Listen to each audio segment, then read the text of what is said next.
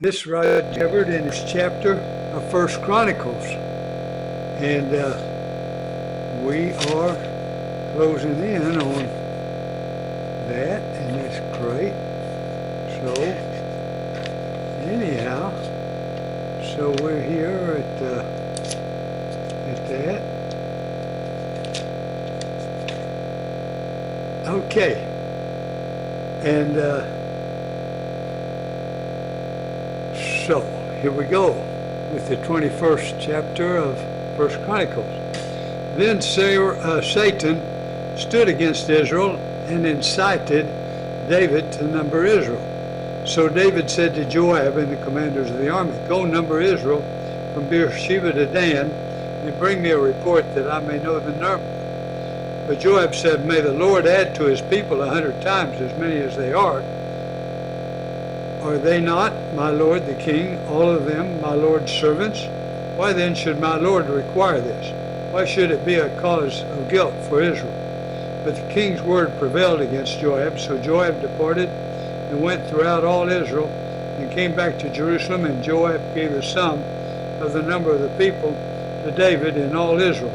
There were 1,100,000 men who drew the sword, in Judah 470,000 who drew the sword, but he did not include Levi and Benjamin in the numbering, for the king's command was abhorrent to Joab.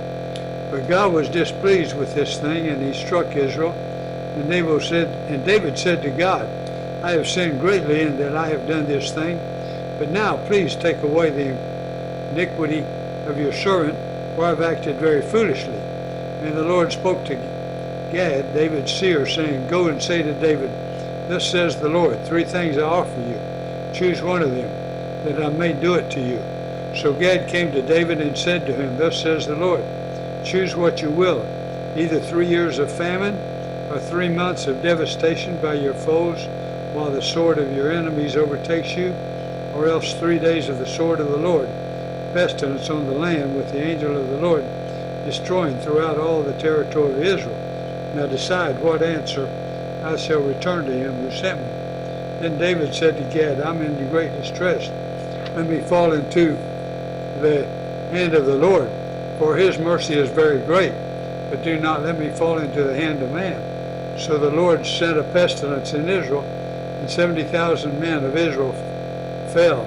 And God sent the angel to Jerusalem to destroy it. But as he was about to destroy it, the Lord saw and he relented from the calamity, and he said to the angel who was working destruction, "It is enough, now stay your hand." And the angel of the Lord was standing by the threshing floor of Ornan the Jebusite. And David lifted his eyes and saw the angel of the Lord standing between earth and heaven, and in his hand a drawn sword stretched out over Jerusalem. Then David and the elders, clothed in sackcloth, fell upon their faces, and David said to God, "Was it not I who gave command to the number of the people? It is I who have sinned and done great evil. But these sheep, what have they done? Please let your hand, O Lord my God, be against me and against my father's house, but do not let the plague be on your people." Now the angel of the Lord had commanded Gad to say to David that David should go up and raise an altar to the Lord on the threshing floor of Ornan the Jebusite. So David went up at Gad's word, which he had spoken in the name of the Lord. Now Ornan was threshing wheat. He turned and saw the angel, and his 4 sons who were with him hid themselves. As David came to Ornan, Ornan looked and saw David, and went out from the threshing floor and paid homage to David with his face to the ground. And David said to Ornan, "Give me the site of the threshing floor, that I may build on it an altar to the Lord. Give it to me at its full price, that the plague may be averted from the people." Then Ornan said to David, "Take it, and let my lord the king do what seems good to him.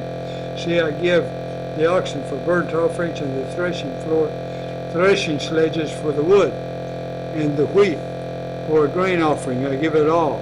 But King David said to Ornan, "No, but I will buy them for the full price. I will not take for the Lord what is yours, nor offer burnt offerings that cost me nothing."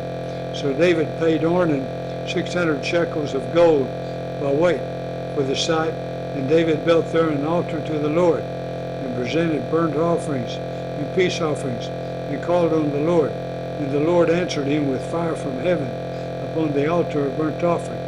Then the Lord commanded the angel, and he put his sword back into his sheath. At that time, when David saw that the Lord had answered him at the threshing floor of Ornan, the Jebusite, he sacrificed there for the tabernacle of the Lord which Moses had made in the wilderness, and the altar of burnt offerings were at that time in the high place at Gibeon. But David could not go there to inquire of the Lord, for he was afraid of the sword of the angel of the Lord. All right.